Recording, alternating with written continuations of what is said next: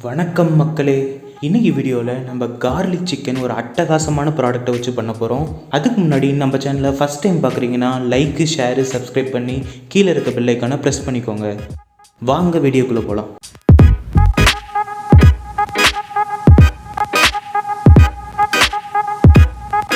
இந்த ரேபிட் ஃபயரை வச்சு தான் நம்மளோட ஃபுல் அண்ட் ஃபுல் ரெசிபி இன்றைக்கி இருக்க போகுது. இப்போ இந்த ப்ராடக்டை நம்ம அன்பாக்ஸ் பண்ணி இதுக்குள்ளே இருக்க என்னென்ன ஃபீச்சர்ஸ் இருக்குங்கிறதையும் நம்ம பார்த்துடலாம்.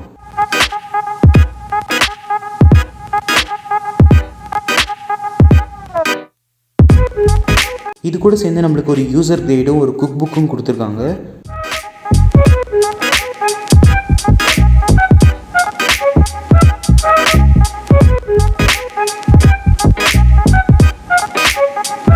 இந்த ப்ராடக்ட்டு ரொம்ப காம்பேக்டபுளாகவும் நீட்டாகவும் லெஸ் வெயிட்டாகவும் இருக்கிறது தான் நான் ஒரு மெயின் அட்வான்டேஜாக இந்த ப்ராடக்ட்டில் நான் பார்க்குறேன். இந்த ப்ராடக்ட்டை வச்சு நம்ம நிறையா ரெசிபிஸ் ட்ரை பண்ணலாம். கிட்டத்தட்ட ஓவனுக்கு ஈக்குவலான எல்லா ஃபெசிலிட்டியும் இந்த ப்ராடக்ட்லேயும் ப்ரொவைட் பண்ணியிருக்காங்க.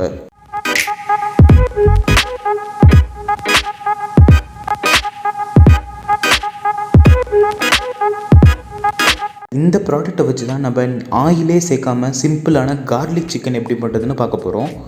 அதுக்கு இப்போ நம்ம ஒரு 4 லெக் பீஸை க்ளீன் பண்ணி எடுத்து வச்சுருக்கோம். அது கூட சால்ட்டும் தயிரும் மட்டும் சிக்கனோட மிக்ஸ் பண்ணி அப்படியே ரூம் டெம்பரேச்சரில் வச்சிடலாம். பேன் நல்லா ஹீட் ஆனதுக்கப்புறம் கொஞ்சம் ஆயில் சேர்த்துட்டு பூண்டு நல்லா சாப் பண்ணி அதில் ஆட் பண்ணிடுங்க.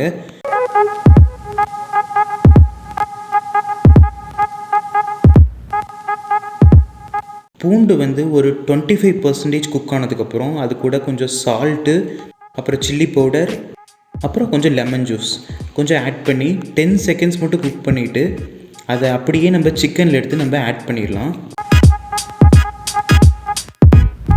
இப்போ இந்த சிக்கனோட அதை மிக்ஸ் பண்ணிவிட்டு 30 to 45 மினிட்ஸ் நம்ம அப்படியே ரூம் டெம்பரேச்சரில் இப்போ வச்சிடலாம்.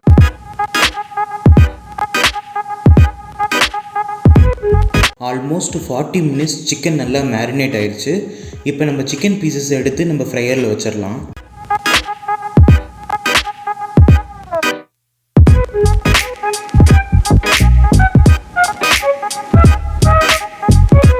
$160°C 30 மினிட்ஸ் நம்ம சிக்கனை நல்லா குக் பண்ண போகிறோம்.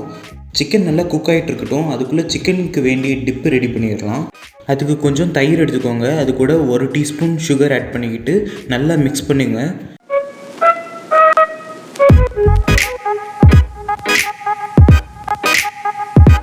அது கூட 1 டீஸ்பூன் மிளகுத்தூள், அதுக்கப்புறம் கொத்தமல்லி தழை இல்லை புதினா ஆட் பண்ணிக்கோங்க.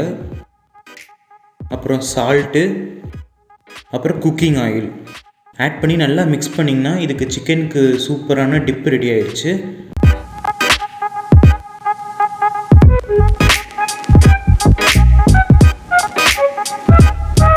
இந்த ஃப்ரையரில் பண்ணனால நம்ம ஒரு சொட்டு ஆயில் கூட நம்ம யூஸ் பண்ணல. பட் பார்த்தாலே உங்களுக்கே தெரியும் சிக்கன் நல்லா குக் ஆயிடுச்சு.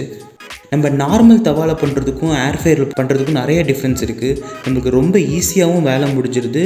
டைம் நம்மளுக்கு ரொம்ப சேவ் ஆகுது.